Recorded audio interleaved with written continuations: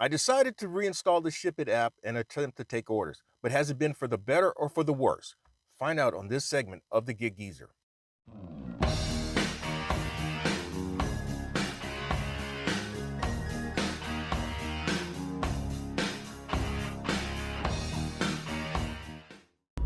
It is a hot Wednesday, June 22nd, 2022. The forecasted high here in the Columbia metropolitan area was 102 degrees, and it is exactly 102 degrees today. I am in the midst of dropping off my last order in my first half hustle, which will probably run me about 4.75 hours. It probably could have been maybe 3.5 hours, but I extended it to try to take care of some personal business, but also I got held up with two orders. One of them was a point pickup order that paid $16.18. I waited about a good 25 minutes at the Walmart before I was able to get the order. Now, anyone who has done Roadie or anyone who is on the Spark app now, you know how it is with a lot of Walmart locations where you're in for a wait. And that's exactly what happened. The other one is, and is actually the reason for this segment of the Gig Geezer, I'm in the midst of dropping off a Ship It order. It was 11 items, at least 11 on topically, but one of the items, at least topically, was Diet Coke. But this person wanted 10 six-pack bottles of Diet Coke. Now I'm gonna get into that in a little bit. If this is your first time checking out the Gig Geezer, hey, thanks for coming by. If you would not mind, hit that subscribe button. Give my content a thumbs up, share my content among others, and I definitely welcome your comments in the section below. And if you're a returning visitor of the Gig Geezer, hey, thanks for coming back. Now, one other thing, just to refamiliarize some of y'all with me. Yes, I am the Gig Geezer. I'm in Wood Lane. I've been involved with the gig economy since 2016, starting with Uber, and I work multiple gig apps whenever I'm out doing my hustle. I may toggle through as many as 7 or 8 apps in order to do what I need to do, and that's because in my market you just can't work a single app or maybe 2 apps and try to make the money that I make, or at least within the time that I make the money that I make. Now, the money I make usually is earned on average about 7.5 hours each day, and I have put in recent weeks now on average anywhere between 45 and 50 hours, and that's putting in 6 to 6.5 days in a week. Every now and then of late now I've put in 7.0 days, working all 7 days, but typically it's 6.0 to 6.5 hours in a day. I have shown in many segments of the Gig Geezer how I've made $1,400 or more in a week, $1,500 more in a week, and somewhat on a very consistent basis, at least in 2022, over $6,000 a month in just gig earnings. Now, that's not to say I've not done it before prior to 2022. In fact, I did it multiple times in 2021. Since January 2021, I have averaged over $5,900 a month. So you can say that I'm averaging about $6,000 a month since January 2021. Now, this Gig Geezer segment is going to be about Ship It. Those of you who may be familiar with some very early segments of the Gig Geezer, my very early segments of the Gig Geezer spoke of how I had a very frustrating experience. After 5 completed deliveries, I had a 3.20 rating. The ratings were 2 5-stars, 1 3-star, 1 2-star, and 1 1-star. My very first delivery completed was a 1-star from a customer and 0 tip. The customer gave me a 1-star because apparently I did not communicate with her that the store did not have Jimmy Dean sausages. Although I tried every way I could, as I knew, to make contact with the customer. But I found out that the Ship It app at the time was not functional in terms of communicating with customers. That didn't matter with Ship It. And so it happened on a couple other occasions as well, where I got 0 tip and low ratings, hence the 2 and the 3 stars respectively. So I decided not to do Ship for a while, Ship It. In fact, I had uninstalled the app until this month. And so when I reinstalled the app, I completed a delivery within the last couple of weeks. There it is on the inset. It was an order from Target, if memory serves me correct, and it paid it offered $20, but I got, after tips, a total of $27. The customer did give me a 5-star rating. Very fortunate on that one. It was Lowe's. It may have, if memory serves me correct, it was not Target, it was Lowe's. So this particular order is also from Lowe's. Again, it's showing 11 items, but it's kind of skewed because this customer ordered 10 6-pack bottles of Diet Coke. The customer also ordered a gallon size jug of white distilled vinegar. The customer also ordered blackberries, which they did not have. The customer ordered 2 things of Del Monte mixed fruit, which they did have. He ordered a dozen of mixed donuts, which they did not have, and so went through the chat with him on that. What else? The customer ordered some Simply grapefruit juice and Simply raspberry lemonade juice, a 24-pack of Friskies cat food, and that's where this segment of the Gig Geezer really gets interesting.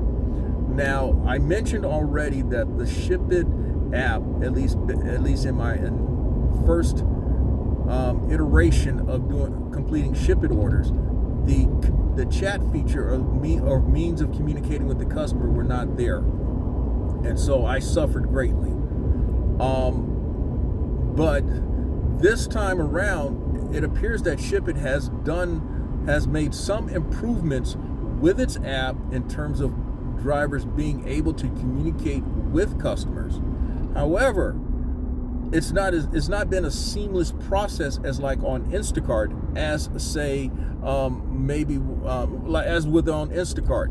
Instacart, the customers will actually enter.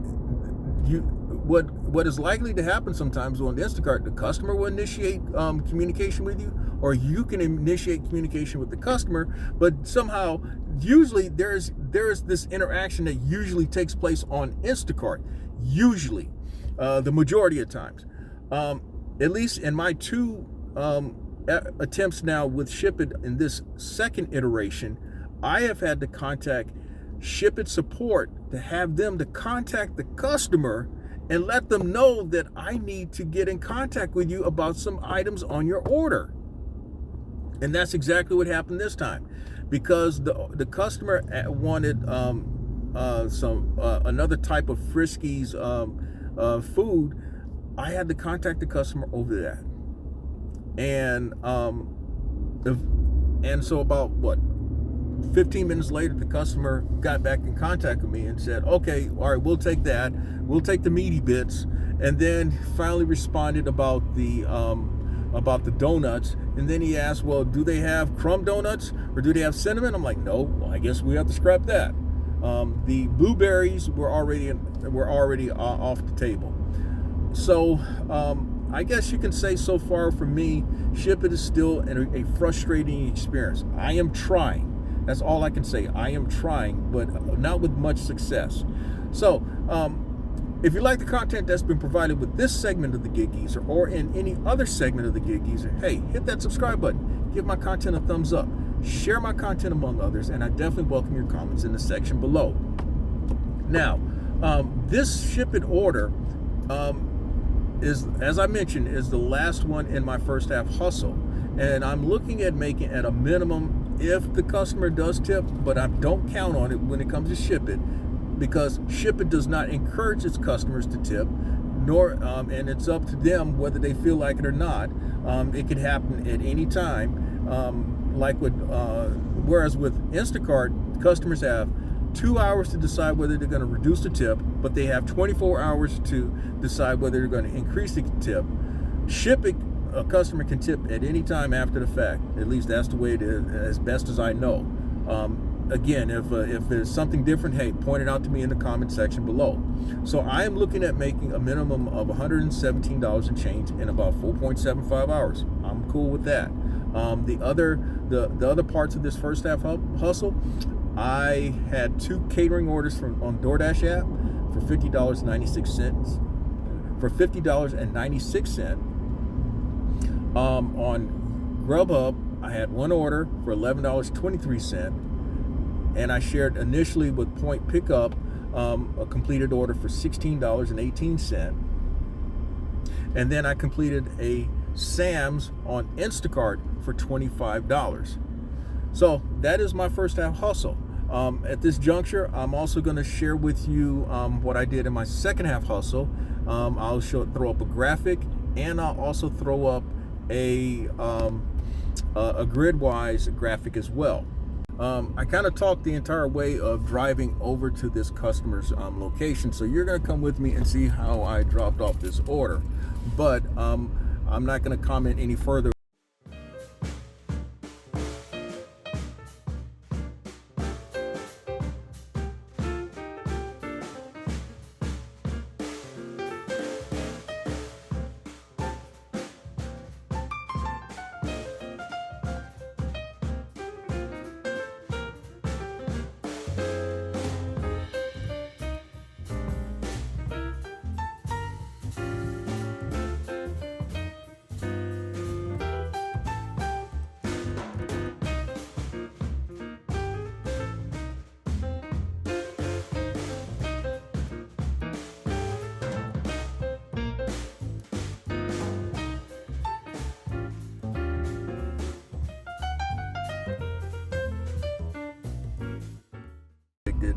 Just as I thought it would be. The place would reek with cat odor of various kinds. The customer was unkempt, missing several teeth. It was just what I thought it would be when someone orders that many Diet Cokes and has cat food along the way, and then is picky about the type of donuts that he wanted. But the guy was pleasant, and as I put the items on his inside, just inside his door at his service porch. The guy was pleasant. Kind of reminds me of he reminds me of an era past. Kind of like folk that I knew from high school and just after high school. But nonetheless, he says, "No, I'm going to give you a good rating. You were very pleasant, and I hope that somehow you're able to deliver again." Do not know if that means I'm going to see a tip, as I mentioned, though. But it was the type of customer that I thought it was going to be. Just about. I mean, there was just one item that did not get marked off on the checklist. But now, as a recap for this first half hustle, that order pays a minimum of $14.44, bringing my first half hustle total to at least $117. And so you've checked out yet another segment of the Gig Geezer. I'm Inwood Lane, and as always, may your hustle and may your grind continue.